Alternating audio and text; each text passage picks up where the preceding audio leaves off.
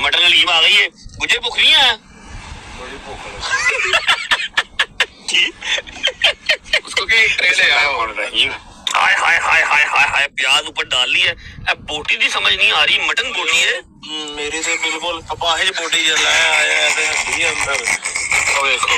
जो है केड़ी बोटी ओया दे ज्यादा टूंडी लाया आपने अपाहिज बोटी। देखो ना तेरे से शादी हड्डी है अभी हड्डी। मेरे भी मटन की मुझे समझ नहीं आ रही। बाकी ये हलीम के हम फैन तो बड़े हैं, बड़ी मशहूर है। बाकी बोटियों का काम चाचू को जूस कर गया यार। बिस्मिल्लाह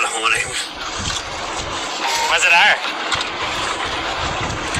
भाई जनाजे ते छुरलियां चलाइयां अर्ली मॉर्निंग जनाजे ते छुरलियां चलाइयां होंदियां ने।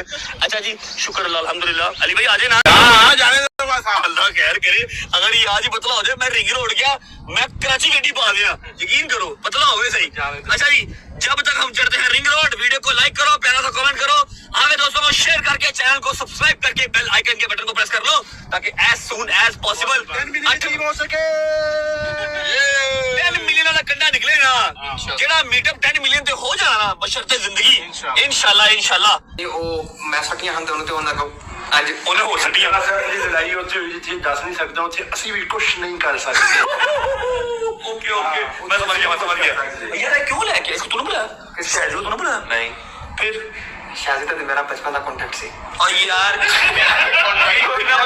मैं एक पार्टी करदा समा इंशाल्लाह मैं भी ते शादी ने मेरा कौन होना ते मैं इंशाल्लाह इंज होना है। जी हैदराबाद क्या होना तू? मैं इंज शादी ने इंज कई दा डबल बाइसेप वाला पोज करी। एक मिनट कर दोबारा कर तू करी कर। अच्छा दे वो जरा बैक पोज करी जरा बाइसेप वाला पीछे मुंह करके हेडा।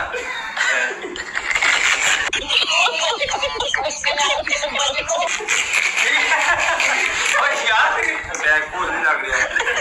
अच्छा वो जरा की ना है इधर जरा करी पेट वाला पोज करी, पेट वाला फिर मैं करता हूँ तो पेट वाला करी, पेट वाला ऐसे नहीं फटी यार कैमरा फटी कैमरा। डबल बाइसेप को करते हैं ऐसे। अच्छा ये हो गया डबल बाइसेप ठीक है, फिर ये हो गया शोल्डर और इस तरह दिखाते हैं 6 पैक ठीक है। अब डबल बाइसेप कर डबल बाइसेप ठीक है साहब, डबल बाइसेप करना ये देखिए डबल बाइसेप करना।